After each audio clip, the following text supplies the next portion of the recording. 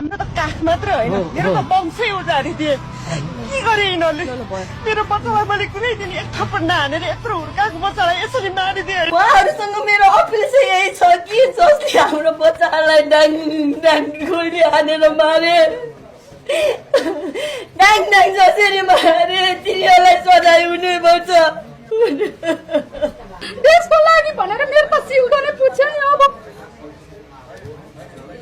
कतिपयको काख रित्यो होला होइन कतिपयको आमा बुवाको काख रित्यो कतिपयको के भयो होला तर मेरो त सिउँदो नै रित्यो अङ्गालै रित्यो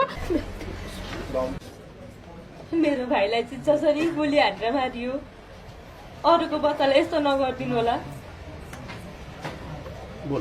जसरी मेरो भाइ देशको लागि शहीद भयो यो चाहिँ खेर लान नदिनु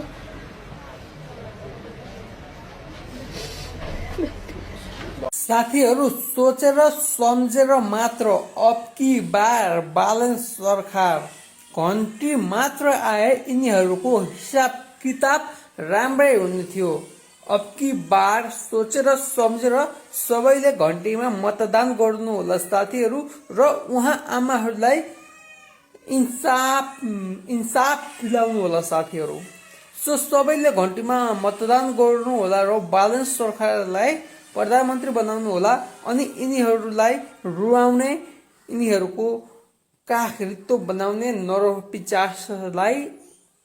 कानुन बमोजिम कारवाही गर्नुपर्छ साथीहरू सबैले भिडियोलाई शेयर गरिदिनु होला।